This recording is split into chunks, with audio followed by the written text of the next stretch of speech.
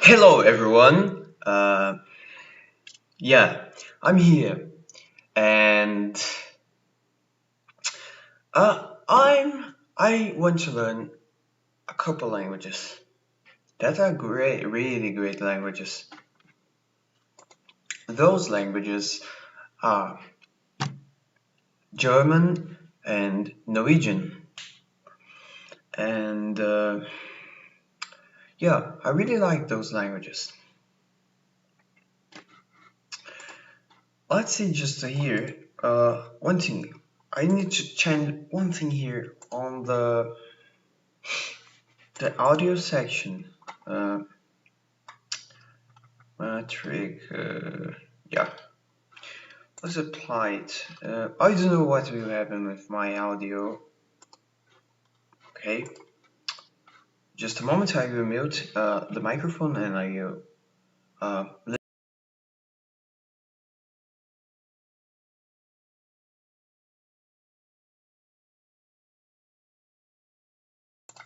okay, the audio is really good. Uh,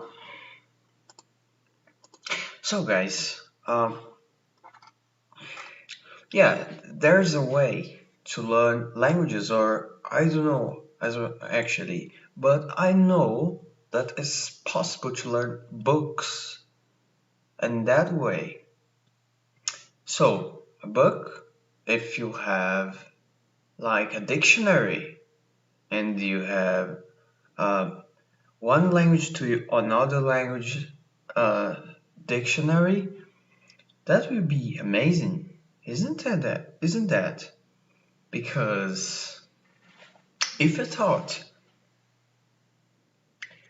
uh, if you already thought that is there a way to learn languages at the easiest,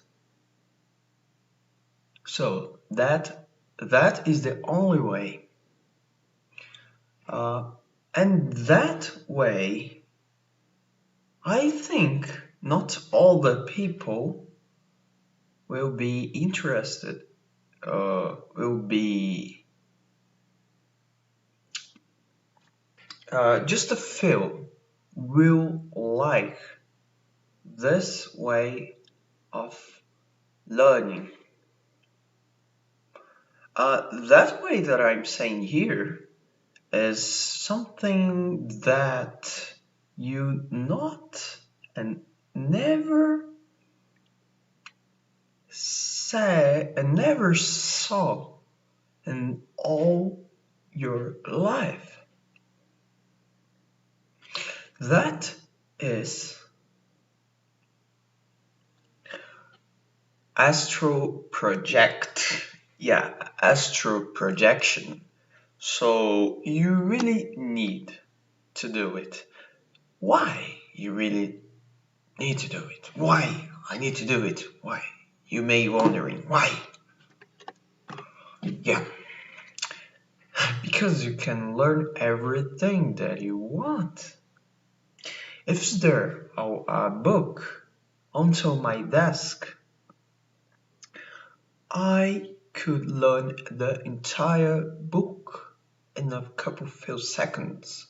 And the knowledge that I take from this book is a chunk, is like a chunk of knowledge.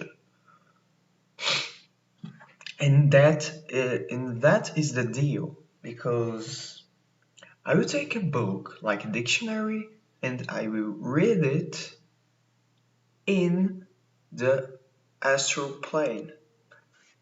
Yeah, remember one thing here. When your soul is inside your body, you your soul cannot do the all the intelligence. Your soul has not all the intelligence that you actually has when you are out of the body. So this when you are out of your body, You could learn things fast and rapidly. Okay? That is the deal. That is the deal.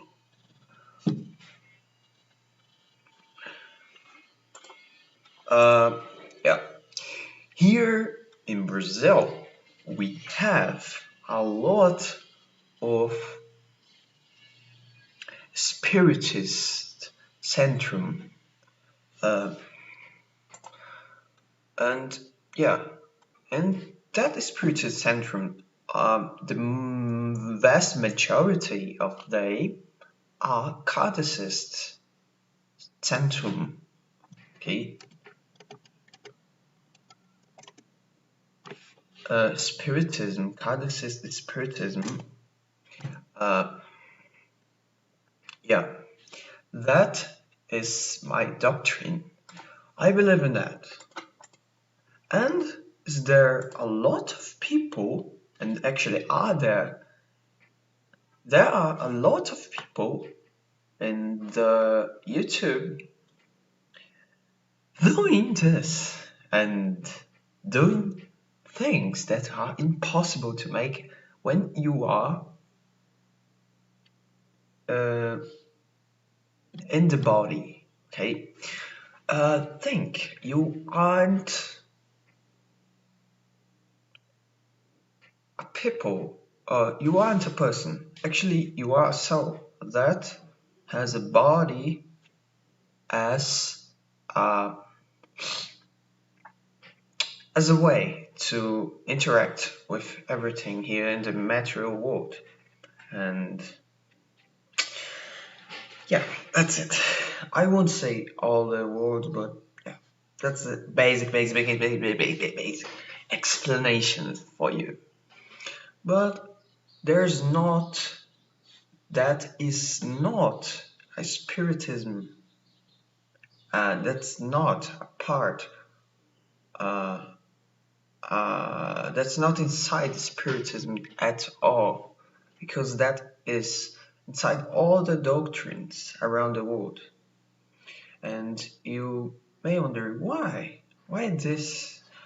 Uh, well, I already said before, because you could learn everything that you want. If you have, if you have a book of what you want to learn, or if you have such papers, you could learn it. Okay, you could read it and put everything, all this knowledge into your body. Okay, and that's the deal. Okay, let that is. You could search on YouTube Astral Project.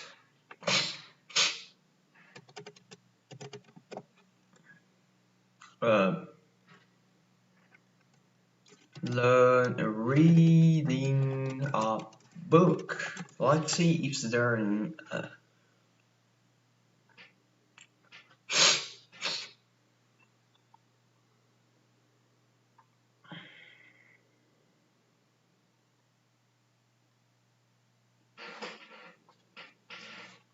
How the US Air Force inducted out-of-body experience, that the illegal status of psychedelic substances is a terrible thing. But think like that, my friend.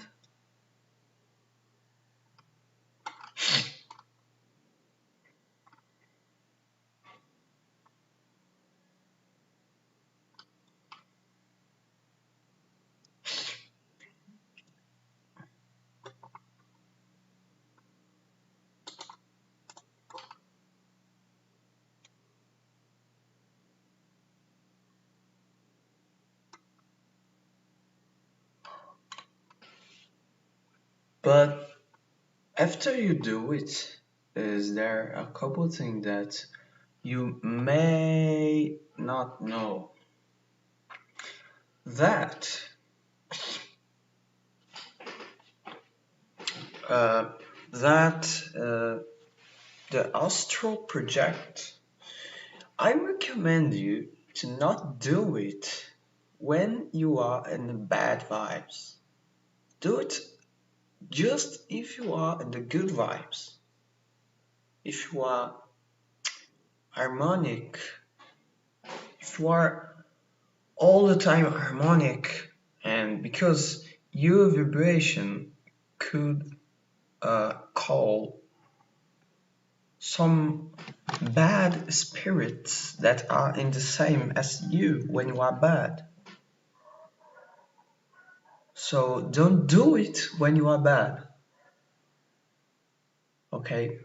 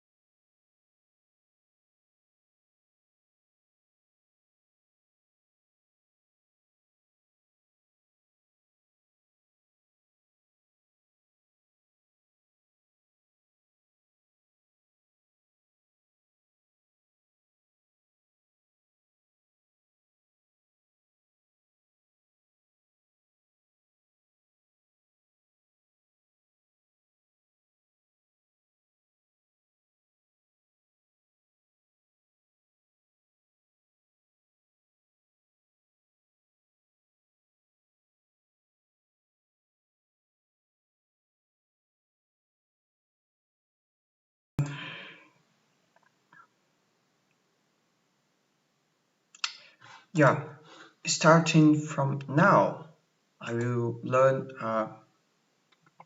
a book, random text in German, random text in German.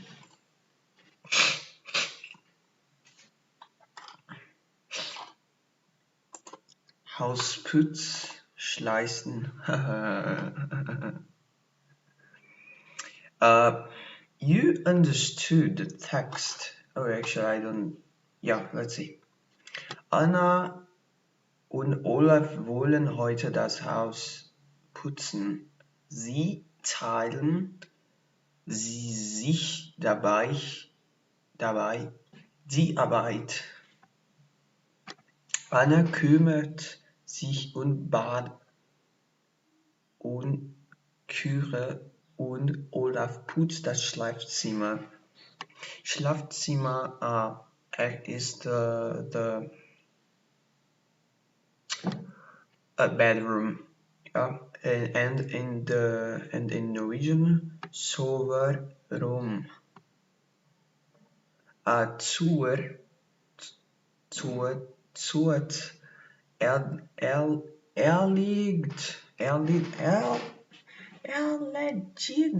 Oh my gosh, it's fucking it. Danach trocknet sie das saubere, das Geschirr ab. Anschließend muss der Boden gefegt werden. Yeah, German is like that.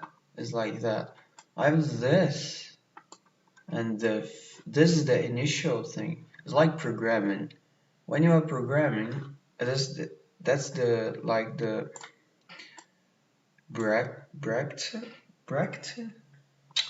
It's like the bracet. I don't know what is that. Oh, I will take here. Look at that.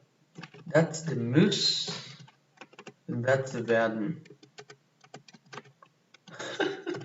And inside it, you could put everything here, there, like it there.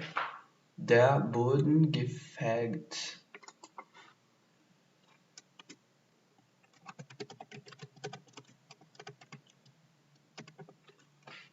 Oh my god, it's a kind of try and catch and the sharp language. It's a kind of thing good, huh? Olaf saugt. Oh no, that's not English. Olaf saugt währenddessen das Schlafzimmer mit dem Staubsauger anzuleiten beginnt, mit einem Tuch Staub zu wischen. Nachdem er das getan hat, muss er noch die Betten frisch beziehen. Dann ist das Haus wieder schön sauber. I don't want to learn this actually now. Well, run the text in Norwegian.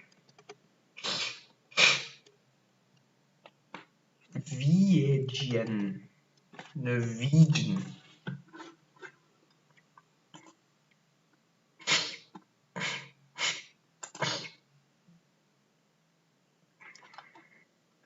Okay.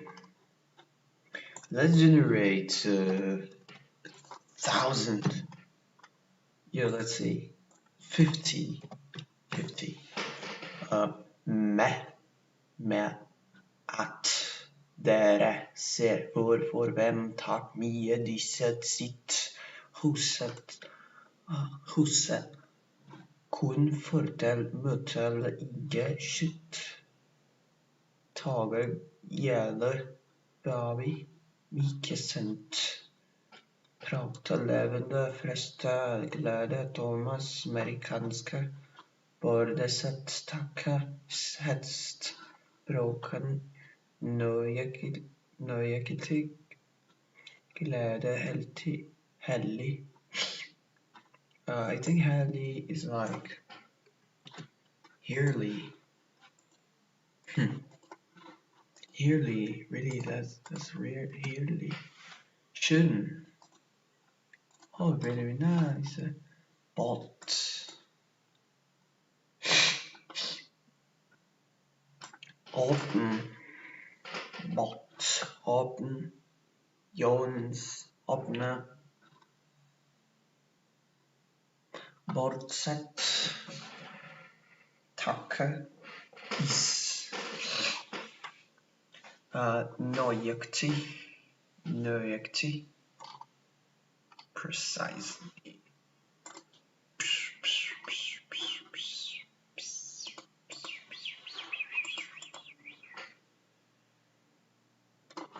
Oh, mer än moderaner.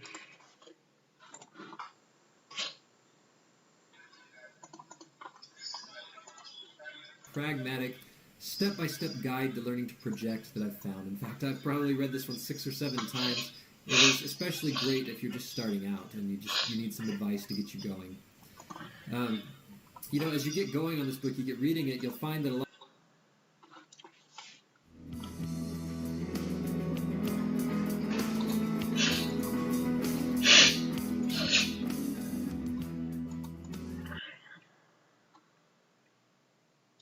What's happened? Just stop what you're doing for a second. I want to give you a free What's happened with him? PDF guide and an email lesson series on how to astral project, how to open. My friend, what? Look at that. I just... that's perfect. Oh, whoa. Yo, my friend. Yo. Enter. Oder P. Heuer neues Kröten und Riefen geraten. Würde unten Kadravaten. Kadravaton. Nein, nicht da. Oh, yeah. I really need the vocabulary. That's the only thing I need.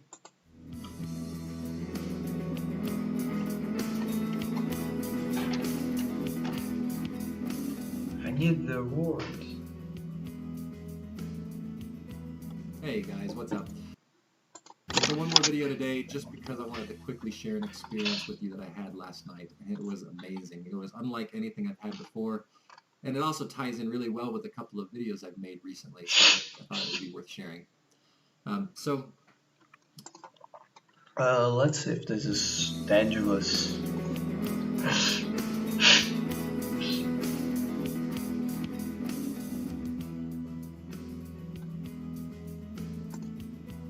Hey guys. So I wanted to take a minute to answer a few questions. I actually got a couple of questions and comments already, and it lays in bed every other night while you experience with. Personally, I have never seen or experienced a silver cord. Doesn't mean it doesn't exist. It just means that my experience is lacking in that particular topic. But the general consensus from everybody that I've read, in fact, the consensus across the board, 100% from what I've read, is that this silver cord, and in case you haven't heard of it, this cord is supposed to be sort of a tether between your physical and your astral body, and it works as like a device to transfer energy and to transfer communication, at least from what I've read. So again, my experience in that particular area is lacking. But the general consensus is that this cord can stretch indefinitely. And I've even read accounts where people have tried to purposely break or cut the cord and were unsuccessful. So I would say that based on the experience of those people who have interacted with the silver cord, I would say that that is not anything to worry about. As far as getting stuck out of your body, all it's going to take is a couple of projections for you to find out that the challenge is actually staying out. You can Yeah. always come back, and in fact, more often than not, you can't stay out as long as you want to stay out, and you're pulled back involuntarily. So project a couple of times, and I almost guarantee that that one, you can just throw that one right out the door. That one is not a concern. All right, so the third one, I actually debated on whether or not to bring this one up and to answer it, because my goal in starting a new channel is not to start offending people, but I'll be honest with you. Can you be possessed by demons while you're out? My answer is I am not a religious person. I don't believe in demons. I've never encountered any demons. Robert Monroe, also not a religious man, projected for over 30 years, never worried or never got possessed. William Buellman, projecting for 20 plus years, never got possessed. All of these people who have decades of experience never talk about getting possessed.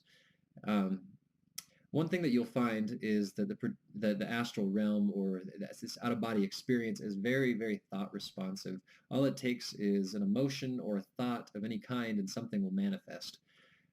So what I found in my research is that the people who tend to see demons and seem to have these terrifying experiences tend to be the people who are religious, who believe in these demons, who expect to see them. They go into it worried that they're going to see one, and then they do.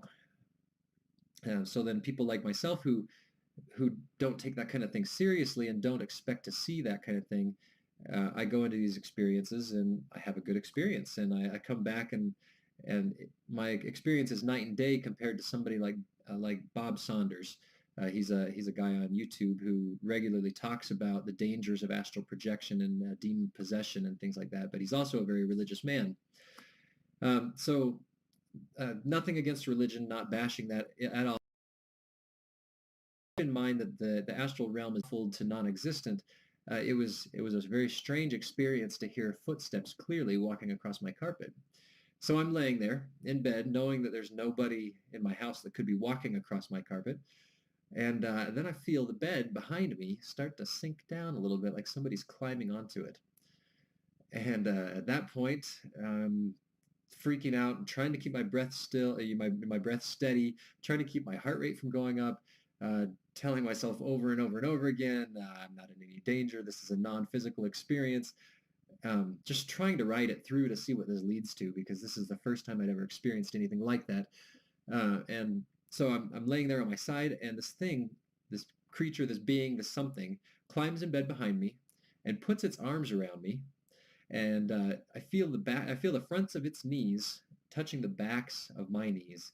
So that this thing is spooning me, spooning me in bed, which is such a bizarre thought. And it gets worse. So I'm still laying there, and just as I, I feel like I'm starting to be able to control my emotion and try to just go with this experience, because this thing is obviously not a violent thing, obviously not trying to scare me. In fact, I got the sense that it was trying to be close to me, that it was trying to, be emotionally connected with me. And just as I'm starting to sort of get comfortable with this situation, this thing lifts its left arm off of me, so it's not touching me anymore. And then I feel its left arm go down my side, down behind me, and start pushing its hand between my legs. And that was too much of an invasion of my personal space. And I jumped out of bed. Uh, this thing, I could still feel the feeling of its other arm wrapped around me as I was coming out of bed. And then that feeling just faded, and then it was gone. But that was too much of an invasion of my personal space that I was not ready for. And I still wonder at times what would have happened, how this thing would have turned out if I had just been able to keep still and keep calm and let this thing proceed. But this thing has never come back, so apparently it doesn't take rejection well. So that was one. That was probably the scariest. Yeah, probably the scariest, and not inherently dangerous. Just weird and just weird. Okay, so second one. I was in Ireland, traveling around the country and staying in a bed, and I was staying in beds and breakfasts every night. So I stay in this bed and breakfast, and the first night that I'm there, um, I put my body to sleep, and it happens incredibly fast. So walking in Ireland, I was walking probably 20 miles a day, and so my physical body was very, very, very tired. And so I lay down at night, and almost instantly that thing would my body would just fall asleep, and the vibrations would start. So I'm laying there, the vibrations start, they build, they smooth out to the high frequency that I become accustomed to. That means it's time to sit up and get out. And I sit up, and I'm looking around the room, and there's this ambient green light, like just radiating off everything, and light pouring in through the windows, even though it's pitch black outside and it's nighttime. And I'm just looking at how beautiful everything is. And then some motion in my peripheral vision over on my right-hand side catches my eye, and I look over, and in the rocking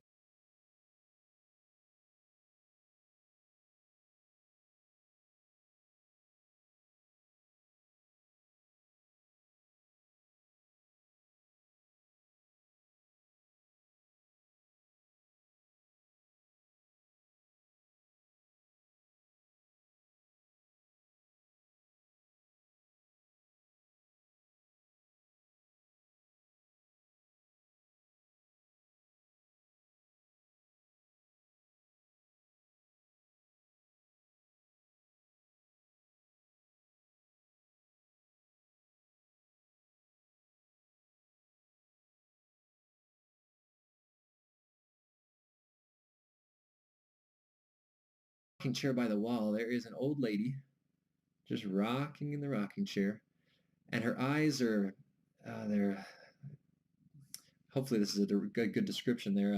They look like cataracts type, yellowish, almost blind looking eyes as she's just rocking back and forth. And then she looks over at me, and she notices that I'm awake and that I'm sitting up.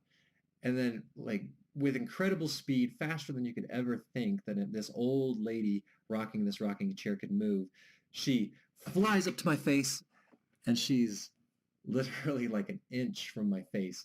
And her eyes are looking at mine, and her face is right there. And I just went, Phoom. I just laid back down into my body and just woke up, came out of it. And again, not inherently dangerous, but another invasion of my personal space that was just so abrupt and so unexpected. I probably could have had a good conversation with this lady if I could have stayed calm again. And I'm beginning to think that this is just the kind of thing you have to get used to when you're doing out of body work, because this is the kind of thing that just seems to happen more and more. People don't seem to have respect for your personal boundaries, and you just got to get used to just strange situations. All right, so last one. And this one wasn't, this one actually, I didn't get scared. I was actually more curious about it than anything, and it actually turned out to be sort of an interesting experience. But I got out of bed, got out of body, rolled out of bed, and I'm walking through my house and just looking at everything. Everything in my house is kind of slanted, kind of askew, like I'm walking uphill, even though I'm going down a flat hallway, which is kind of a strange, just a flat, round face, head shaped sort of like a lopsided boomerang. And I've drawn a picture of this, and I put it on my blog. So if you go to the blog entry down below, you can see sort of a very poor artist rendition of this little creature. Sort of an oblong or a lopsided shaped boomerang head. His arms and legs came together into points. No feet, no hands, just arms and legs that came to points.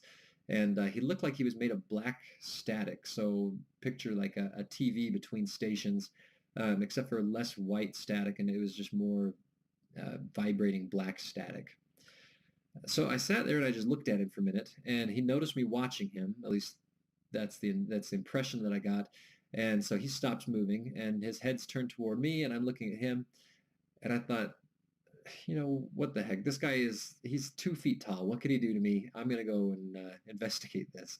So I walk into the bathroom, and I reach down, and I pick him up by the neck, and I'm holding him out in front of me at arm's length. And as I'm holding him, my hand just starts vibrating very, very violently.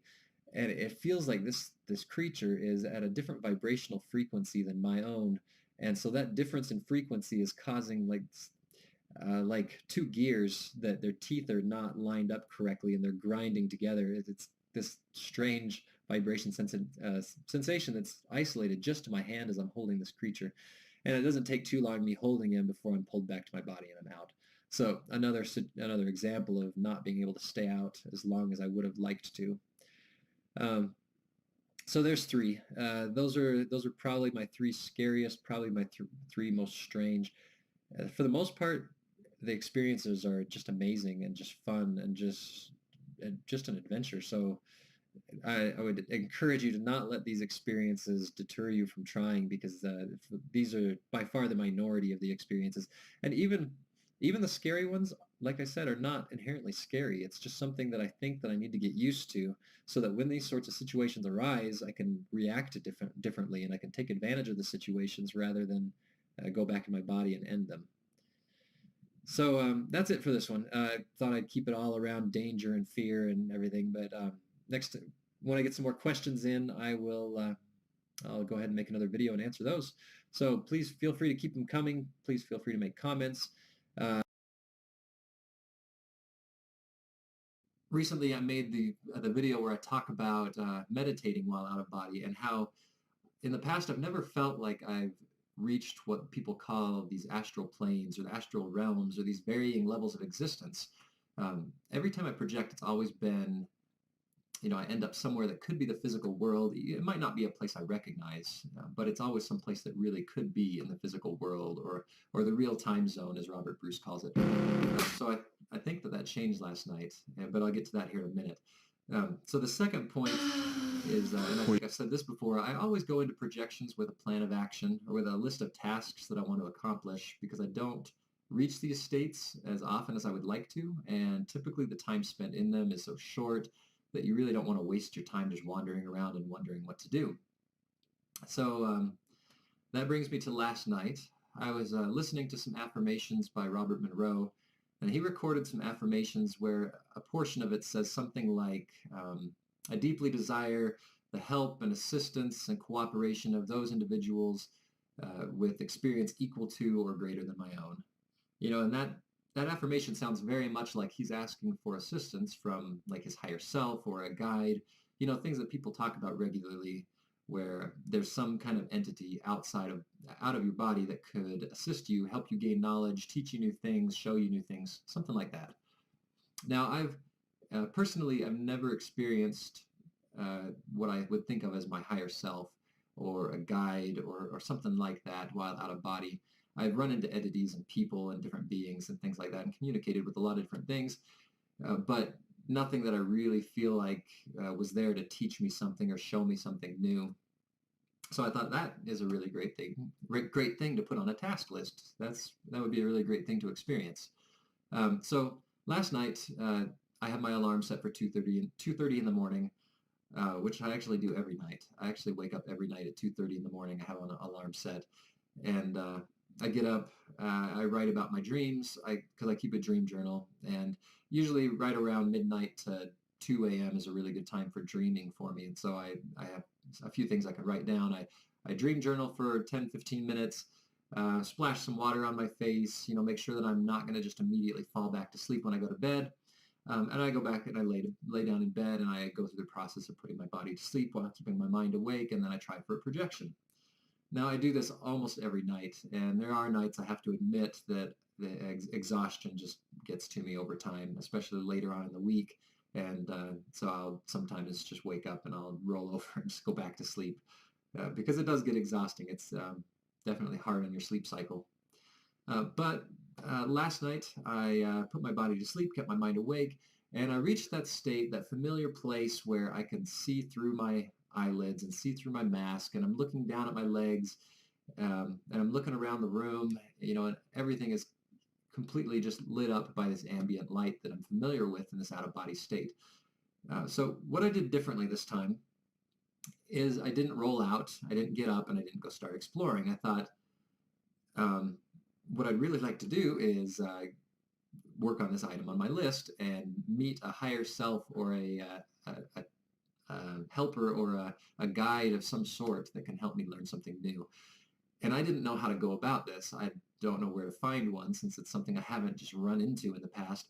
And so not having any other ideas, I actually just called out with my mind or my consciousness and said, hey, I'm right here, and I would really love some assistance, and I would really like you to show me something new, something I haven't seen before. And just as soon as I said that, I'm looking down at my legs, and two hands, they look like human male hands, flesh-colored white Caucasian hands, appear over my ankles, and I can't see the arms that these hands are connected to, but these hands appear over my ankles, grab my ankles tightly, and just start pulling. And I'm sliding down the bed, and I can feel the sheet rolling behind me, and feel my blanket slide off of me onto the floor. And I just panicked. And so I start kicking my legs, and at this point it feels like physical legs, but I'm sure it wasn't. And I'm just kicking my legs, and these hands let go, they disappear, and snap, I'm back in my body, I'm back at the top of my bed, and my heart is pounding, and I'm just breathing heavily. And I'm just thinking, that was surprising. So long ago, I came to the conclusion that I can't be hurt in this state, and that any experience that you could possibly have in this state is worth having. But I couldn't help but think of this video that this girl named Kaylee Schoen created, where her first experience was being dragged out of bed by something, paranormal activity style, into this out-of-body state, and it was a terrifying experience for her. So that was the very first thing that popped in my head. But I thought, knowing that I can't be hurt and really wanting to experience this and, really actually just getting what I asked for, I asked for some assistance. I asked for something to help me experience something new, and this was definitely new. I thought, I got to give this another try, and I got to try to control my emotions. So I went through the process again. It was actually quicker this time because I was coming from a state where I was just previously in this relaxed state, put my body to sleep. And again, I'm looking through my eyelids down at my legs, and I said, all right, hey, I'm here. I'd like to try this again. Can I please have some assistance? And I would love to see something new. And again, these hands appeared, and this time they came up to my arms. And so my arms, I'm facing palm up, and it put its hands right over my hands, and I clasped its hands like this, and it just started pulling. And it was the first time I've ever felt like I was stuck. So I felt like I had this resistance in my legs, where as hard as it was pulling on my hands, I couldn't get out of bed because my legs were, my astral legs were stuck inside my physical legs.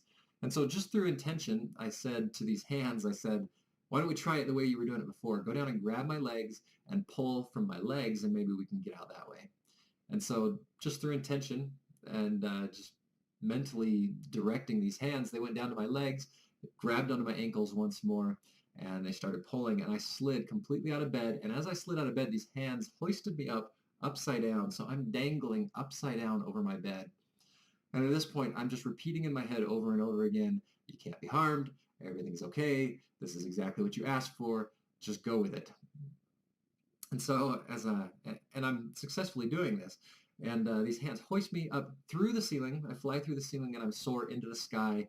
At this point, I'm looking around at this black sky full of stars, and I can see the clouds down below me, and I am just flying through the air at a very high speed, still upside down, being suspended by these hands. Um, so again, the entire time I'm just saying to myself, you can't be harmed. This is what you asked for. Just go with it, and you're experiencing something new.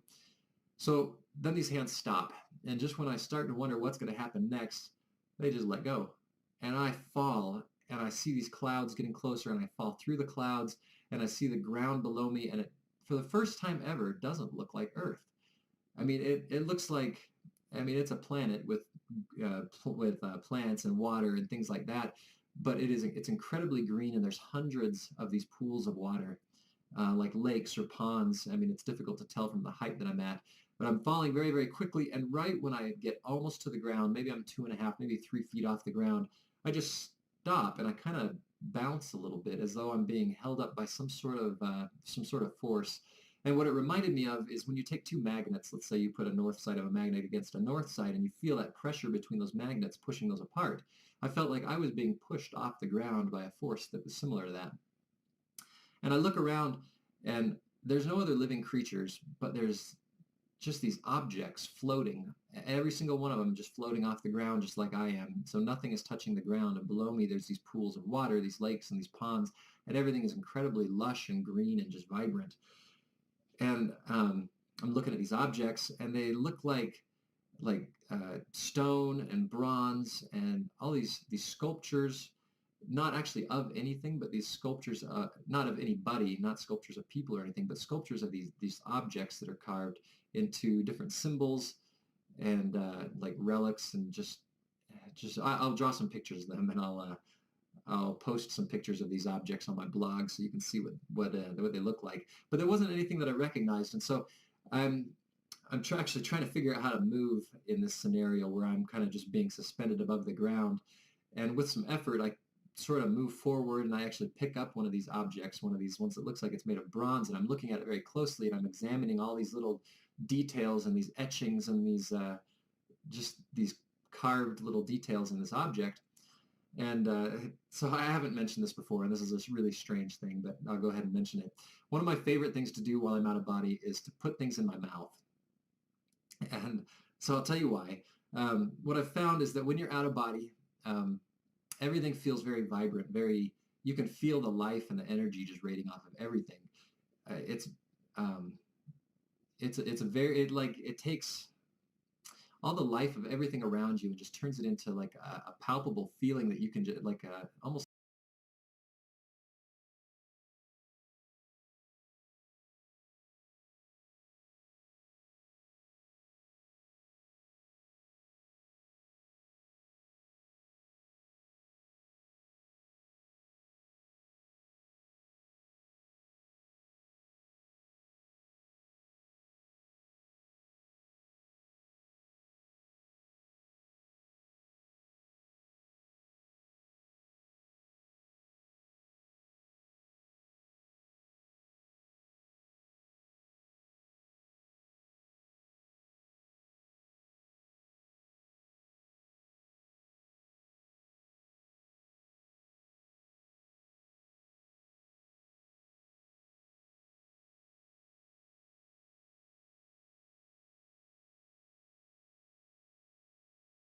like an emotion, like a sixth sense that you can just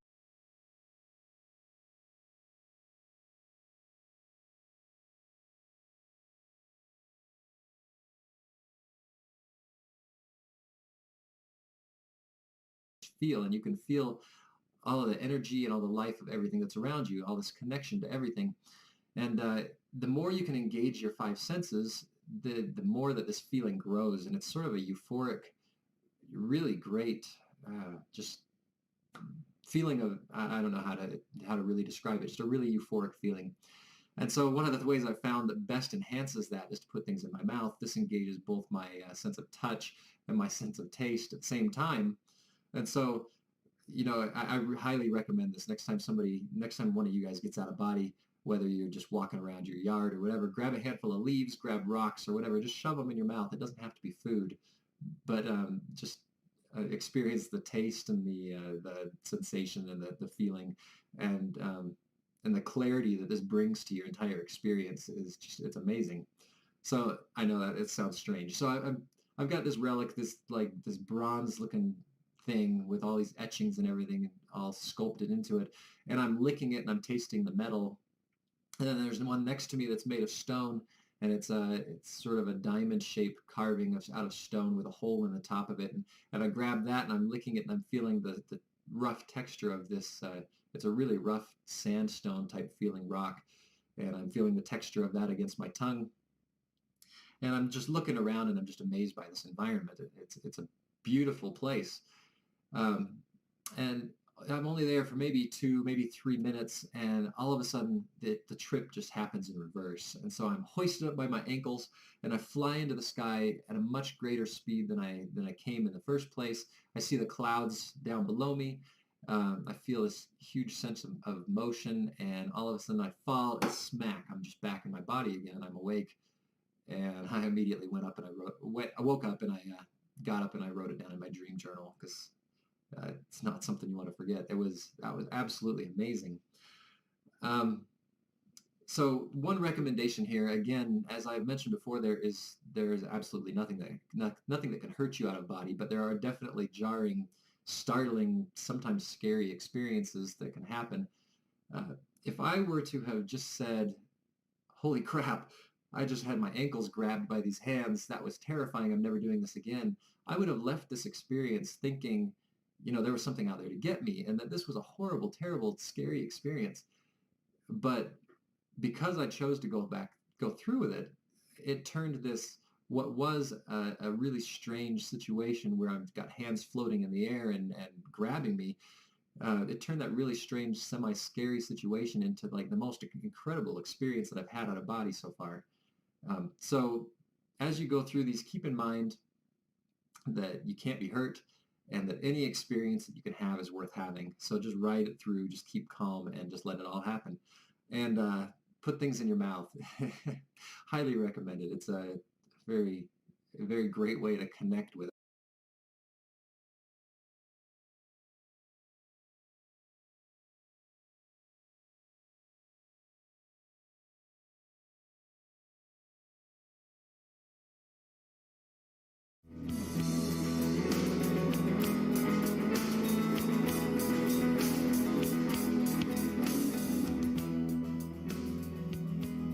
Hey guys, what is up? Today's video is all about verification, validation experiments to prove that astral projection is something other than a hallucination, other than a lucid dream, other than just a fabrication of my own mind, and how they have all failed. So I will tell you up front that this video partially serves a selfish purpose, and that is that I get probably 10 to 15 requests a month through email to participate in various experiments, and to try to prove one way or another that projection is something other than, like I said, a hallucination. Typically, these experiments involve reading numbers off of papers, without looking at them first, and then predicting them, going back and then verifying to see if those numbers were correct. That's almost always the scenario that's presented to me. And I'll tell you, when I very first started projecting consistently, and I really started to get the hang of this, I would participate in all of these experiments. And this it monopolized every single one of my experiences for a really long time, for months. So rather than flying around doing things that I love or doing anything more profound, I spent these experiences trying to prove that it was possible to interact with the physical world from the non-physical world. And the conclusion that I came to was that not only is it not possible, but my success rate in many cases was less than it would have been if it were chance alone that were involved. So I've got some thoughts behind this, but I wanted to share so far, what I've done and, why I turned down these requests now. I turn down almost all of these requests to participate in these experiments these days because I've done so many of these, and I spent so long doing it, and reading other people. So, say Bob Monroe, for example, 40 years of experience plus, and in a laboratory condition, he tried to read a number. He failed. He couldn't get out of body. When he did get out of body, he got lost, went the wrong direction, ended out in a courtyard. You've got people like that, or people like Frederick Ardema, who wrote, I believe it's called Explorations in Consciousness, dedicates an entire chapter to experiments where he, like myself, had a less than chance success rate. And I've just come to this conclusion that I'm wasting my experiences, spending them all trying to prove that this connection exists, or that this ability to interact between the physical and the non-physical is possible. And when I say wasting, I mean, my success rate it's only at like 20%, which, might sound, well, to me it sounds depressing. But it basically means that I'm getting out of body like once or twice a week when things are going well. Lately, actually, I've had no projections because life has gotten in the way. And I'll talk about that in another video. But on the good days, I get out like 20% of the time, which means maybe one, maybe two projections a week. And if I spend these experiences trying to read numbers rather than flying around, doing something that I enjoy, trying to learn something profound, see something profound, experience something profound, it starts to feel like a waste after a while, and like I've taken all this time to gain this skill, and I'm not using it to its full potential. I'm using it to try to just do something that really doesn't matter to me anyway. Because when you think about it, to me personally, it's the experience that is profound. And whether it's ever possible to prove that this is something that's not generated in my head, or whether it's all just created by my subconscious mind, the experience itself is no less profound to me, and I don't care if it's real or if it's not real. And I did for a long time. I put a lot of emphasis on it, but then one day it just kind of clicked that I thought, well, if it's not real, am I going to want to stop? Is it going to matter to me less? Am I going to be less passionate about this topic? And the answer was no. I wouldn't enjoy the experiences any less. I wouldn't learn any less from them. In the end, it didn't matter to me. So I thought maybe it's time to stop pushing so hard on this thing that I'm failing at repeatedly, and just try to make more of the experiences that I have that already, come too rarely for my preference. All right. So as far as experiments that I've done.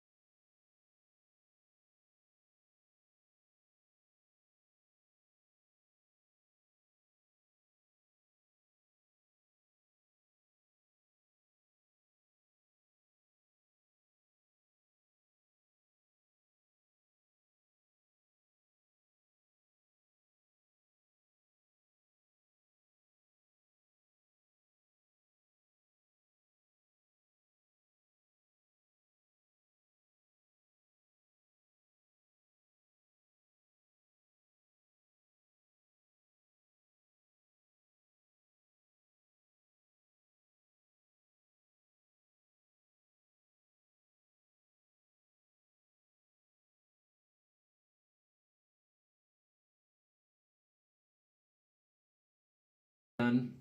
The very first thing that I ever tried was reading a face card. I took a face card, top of a normal 52 card deck, flipped it upside up on the kitchen table, didn't look at it, went to bed, and within a few nights was able to project and then look at the card on the table, and then head back up to my body almost immediately, not wanting to forget, not wanting to waste any time or chance the opportunity, or chance that opportunity would go to waste when I managed to actually see the card.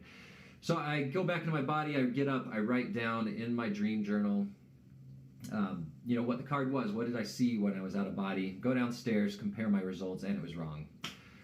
So I did this 3 different times, wrong all 3 times, And I started thinking, well, there's 52 cards in a deck. There is not a lot of. It's not likely that I'm going to be able to guess correctly. Now, granted, if you're really interacting with the physical world, there shouldn't be guessing involved, right? You should be able to look at the card. It shouldn't be luck. It should be you see it, you write down the answer, you match it up, and it's correct. And I would say that if that were the case, it should be correct more often than not. Now, I do say more often than not, and I'll get into that in a little bit as well, because there are things that tend to get in the way. All right, so the next thing I tried is I thought, well, 52 cards, maybe too difficult. How about I try a dice? So I took just a normal 6-sided die. I would throw it, place it on the top of a dresser in my room, thinking that's even closer to me. It's easier for me to get out of body, maybe see that, and reduce the number of attempts it takes me to try to predict the number on the dice. So I do that, don't look at the dice, put it on the dresser, get out of body, look at it, write down my results, get up, look, and I'm wrong. 3 times wrong. I have a chance 1 in 6, and I was wrong 3 out of 3. All right, so other things I've tried reading numbers off of papers. I tried a 5-digit number, couldn't remember all the numbers. I tried a 3-digit number, was able to remember them. They were wrong. Tried a 2-digit number, again, using just a random number generator that I found online. I tried more technology-related things. I found a website that's meant for remote viewing practice, where you would basically say, I'm going to remote view what image is going to show next on this website. You finish drawing out whatever it is that you're predicting, you hit the button, it shows an image, and then that image hopefully matches what you were remote viewing. So I would use this, instead of for remote viewing, I would use it to try to verify that, I was able to interact with the physical world. So I would bring up an image, again, not looking at it, leave my phone on next to the side of the bed, get out of body, look at the phone. More often than not, the phone was not on. I couldn't get it to turn on. Technology just tends to not be very predictable in this state anyway. And in the instance where I did see an image, I was completely off. Not even the right category, colors, sequence, patterns, nothing even close. So I gave up on that one. Another one that is commonly requested, pull me out of body. So I have tried to pull my kids and wife out of body multiple times, and either they don't remember what happens in the morning. I've tried to interact with my dad, for instance, while out of body. He didn't remember it ever occurring. They don't remember what happened in the morning, or I'm unable to pull them out of body to begin with, or I'm unable to find them because they're not in their beds where I left them when I went to bed. That kind of thing has just been completely unsuccessful. Meeting people when out of body. So that's another thing that I get requests for fairly regularly. Can you meet me out of body? We'll have this shared experience and we'll both be able to report back on it. So this is challenging for a number of reasons. So first of all, you've got to have 2 people, hopefully that are in similar time zones, that go to bed about the same time, that are then going to practice at about the same time. Considering you've got about an 8-hour window of sleep, you need to narrow that down to a good, 15 or 20 minute window, because projections rarely last longer than that. And then you both have to get out of body at the same time. You've got to meet in some location that you're both able to travel to, which has its own challenges. So when you get out of body, a lot of times you lose interest in your predefined plan of action, the task that you wanted to do. You get turned around and you can't figure out where you're supposed to be going. It's really easy for that kind of thing to happen. It's also difficult to travel to places you've never been that you don't have any sort of emotional connection to. So, for example, I can travel to a childhood home very easily. I can travel to my parents' home very easily. But I've tried multiple times, for instance, to travel to Egypt with 0 success. I've never been there, and I have no connection to it. I just think it'd be interesting to go there. And yet I've failed every time I've tried to go. So when you're trying to meet a stranger that you have no connection with in a remote location, trying to synchronize the moment that you project and then meet at this location that you've never been, all of those things just make it incredibly unlikely, bordering on impossible, at least for me at this particular time. If I could get my success rate up to closer to 100% rather than 20%, and I was just getting out left and right and it was just a piece of cake, maybe that kind of thing would happen, because I know that there are reports of shared experiences. Tom Campbell has a few of those. In fact, one of them was with another member of Monroe's group when he was doing experimentation.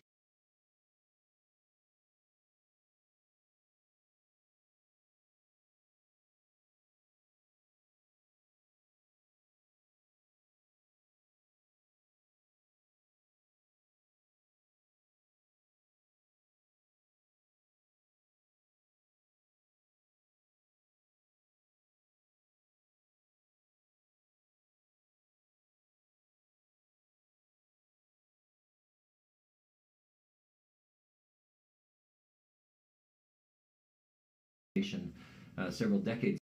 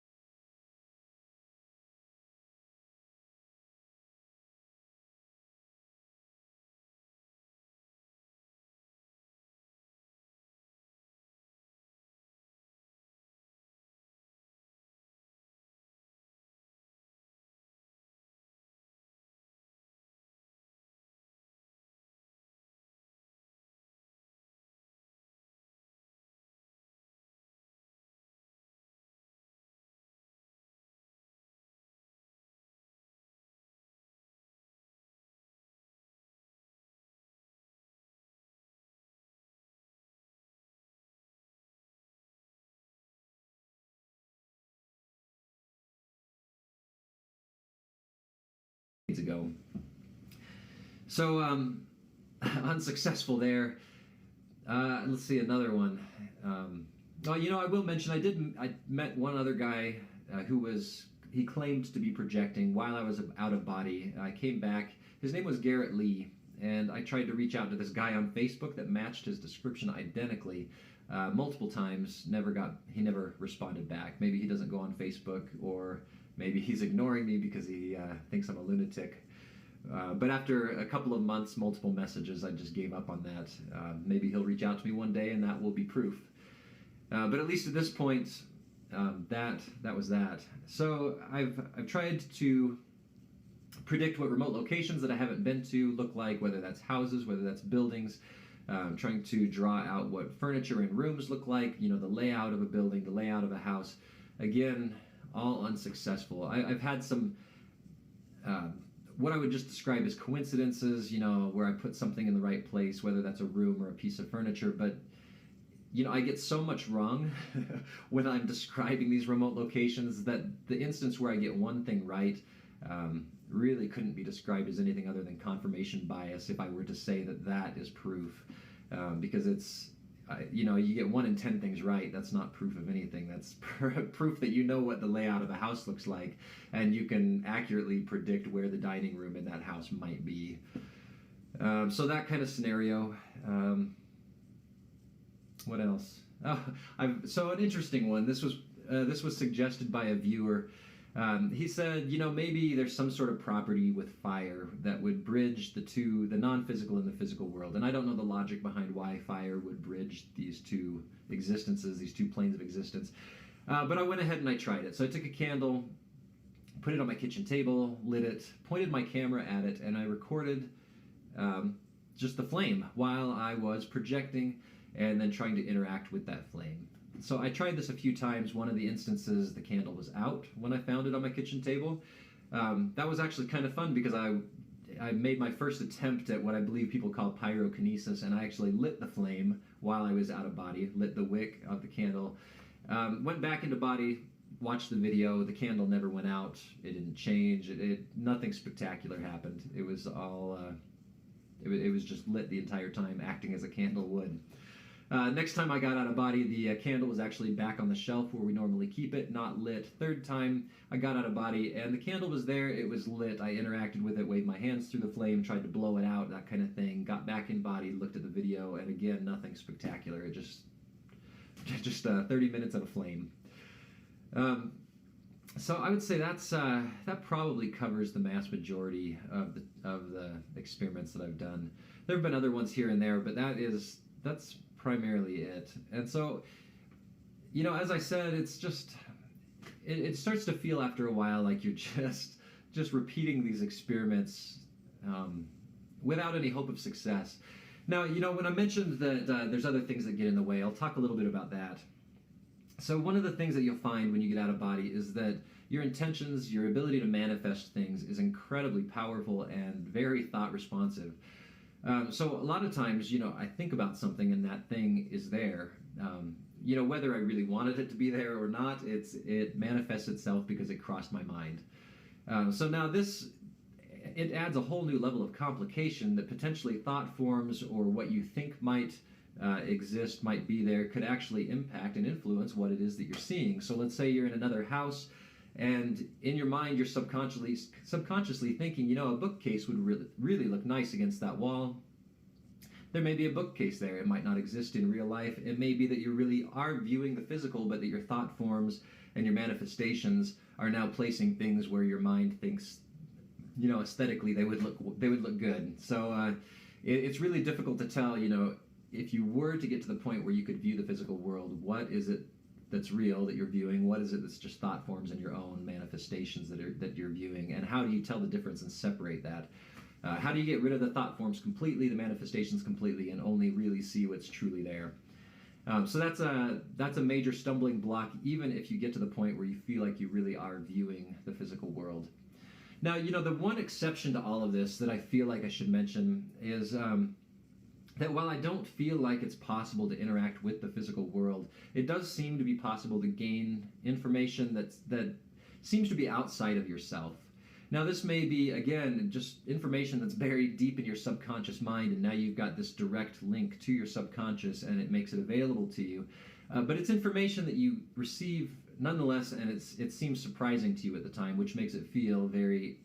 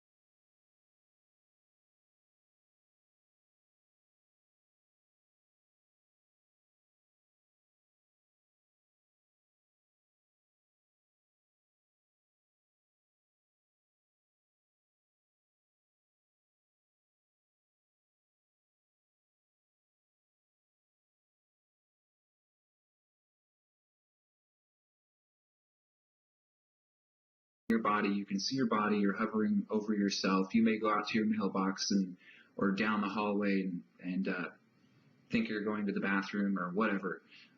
That's more common. And then there's the astral projection, the actual guided travel to a distant place. You're traveling. You're going somewhere away from where you're at, and usually there's a reason behind it. Usually it's to go see somebody. In my situation, it was a loved one that was still alive that I hadn't talked to in maybe 3 months, 2 or 3 months, and they called me out of the blue. Long story short, I brought up this bizarro experience. They were a little freaked out. They thought I was doing some sort of, they're from Christian background. They thought I was doing some sort of devil worship and everything like that. So understandably, it was scary because I described everything, what they were doing, right down to the clothes they were wearing, the whatever, everything. And I don't want to get into, I don't want to talk about an hour of the intense detail of what I experienced on that, because this isn't what this is about. This is about people who are posting videos talking about astral projection and outer body experience, and they have no idea what they're talking about. An outer body experience is you're simply leaving your body. Astral projection, you're traveling somewhere. You could have an outer body experience that once guides are involved, where you're being guided by another world being, then that is then now an astral projection, where you may be guided to the afterlife or wherever you go. There's a guide that takes you there. Then a lot of people, they'll experience meeting loved ones.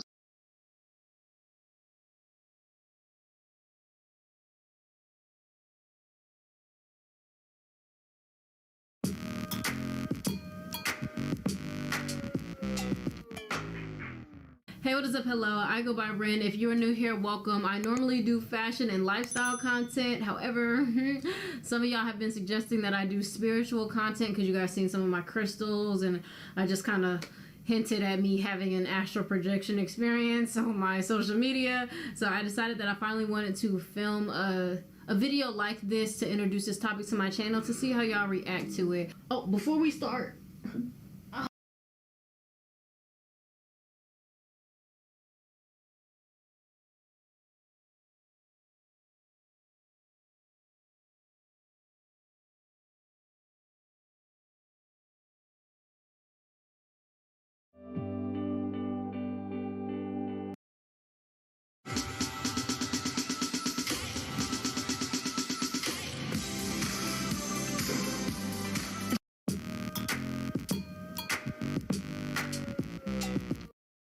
condition, I was actually born with it. Supposedly the doctor says that, well, the doctor said as my mom was pushing me out, she was like lost feeling down there, and when she was pushing, she wasn't actually pushing, so I was kind of like stuck.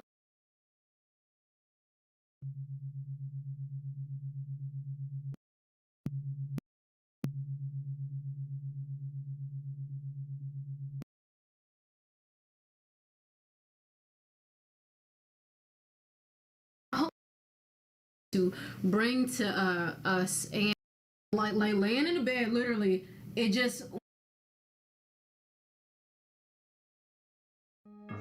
Você sabe por que você vive se escondendo do mundo e se fechando para todos que chegam perto?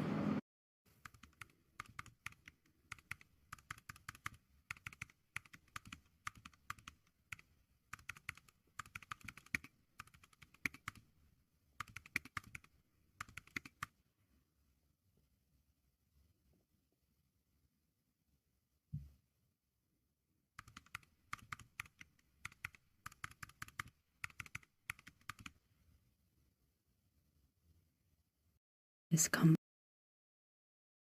everything in it.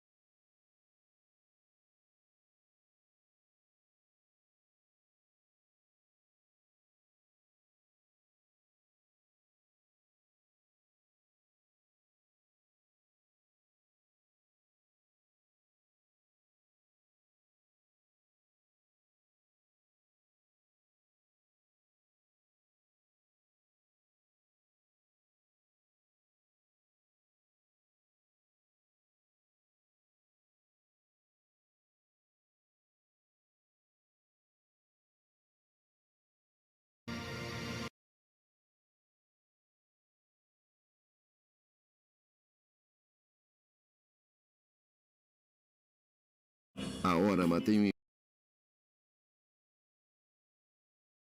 If you are all the time harmonic, and because your vibration, random text, Floating off the ground. legit. Oh my gosh, it's fucking that. Danach trocknet sie das saubere, das Geschirr ab.